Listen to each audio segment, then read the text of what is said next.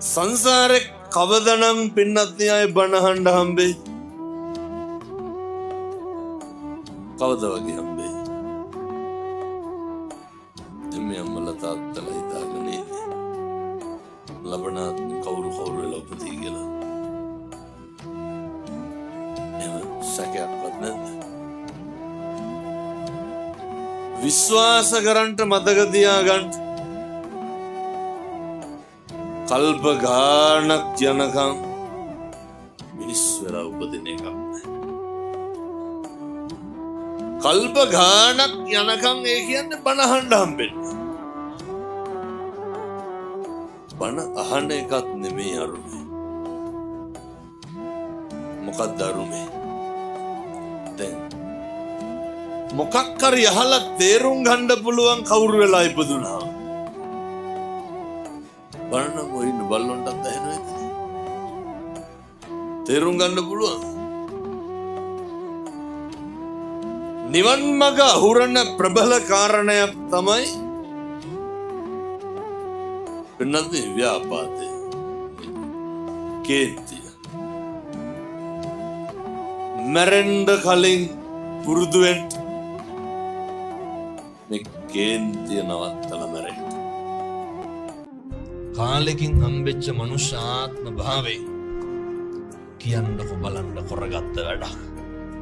කරගත්ත දෙයක් තියෙන්න බැයි. දැන් ඔය 6-4 දන්න කාලේ ඉඳන් කැඹුරුවේ කාටද? තියෙනවද හම්බ කරගත්තුවා? එක සුමානයක් නිකන් ගෙදර ඉඳලා තියෙනවද නැහැ? කාටද කෙරුවේ? දැන් ඔය ගෙවල් දොරවල් වල වටිනාම කියන දේවල් කොහෙද දාලා තියෙන්නේ? කැබිනට් එක පරණ ගත්ත වීදුරු බඩු ටිකක් ඇති. එහෙමයි කියලා ආසාවටවත් බත් කාලා තියෙනවද ඔය බෙදාගෙන? මං කියන්නේ නිකමටවත් අහුවෙන මඩක් වේතිලි අප්පල්ල බෙදාගෙන කනවා මිසක් කාල. අය ඔවගේ කන්නේ අර අල්මාරිය මොනවාද තියෙන්නේ? රෙදි ටිකක් නමලා ගොඩ ගහලා ඇති යටම ඇති. ඔය උප්පුවක් හරි මොකක් හරි නේ කවර් එක දාලා. අයිනක මන්ද තියනවද කියලා. කප් එක රත්තරන් බඩු ටිකක් ඇති තියනවන. ඔච්චරයි. ඔතල ගැට ගහලා ඇති. ඔය එකක්වත් අපි භුක්ති විඳිනවද ගෙදර ඉන්නකොට?